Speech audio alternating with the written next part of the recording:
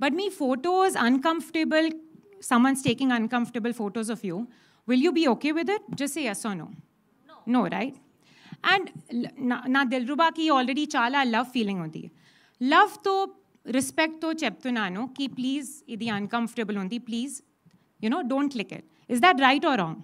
Idi na, I won't say the names, but idi message need to reach, it's reached you. I think that's more than enough.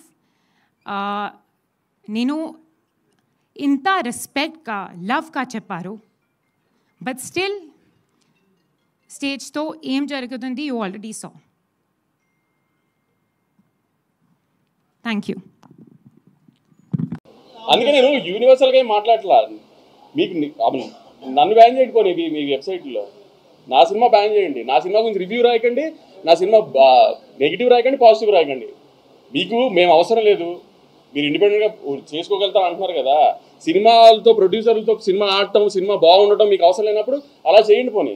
సంపాదించాలని కాదు, మీరు ఇలాంటి నా తెలుగు ప్రేక్షకులు ఇలాంటి సినిమాని మిస్ అవ్వకూడదు అని మీ అందరినీ బతిమాలుతున్నాను. 14వ తారీఖు మీరు మిస్ అవ్వకండి. ఎందుకంటే మీరు మీ ఇంట్లో ఉన్న అందరినీ, మీ ఫ్యామిలీని, మీ ఫ్రెండ్స్ని అందరినీ తీసుకొని వెళ్ళండి. థియేటర్ బయటికి గర్వంగా వస్తారు, ఒక గొప్ప సినిమా చూసామన్న ఫీలింగ్తో వస్తారు. ఇంతగా మీకు అనిపించవచ్చు ప్రొడ్యూసర్ కదా అలాగే చెప్తారు చూడమని, అది అనిపించవచ్చు.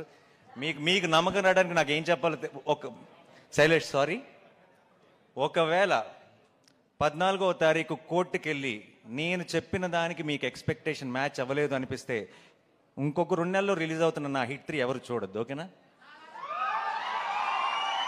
ఇంతకంటే బలంగా నేను చెప్పలేను. దీని మీద కంటే 10 రెట్లు ఎక్కువ ఖర్చు పెట్టాను అక్కడ డబ్బులు.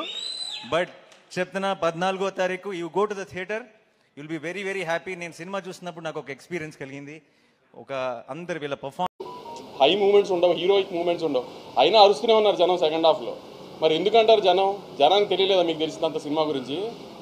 పోనీ మీకే ఎక్కువ తెలుసా? రివ్యూస్ రాసిన రోజు కూడా రివ్యూస్ అది వచ్చేసిన తర్వాత నేను రిలీజ్ రోజు సాయంత్రం ప్రెస్ మీట్ పెట్టా, కానీ ఏం రివ్యూస్ గురించి మాట్లాడలా.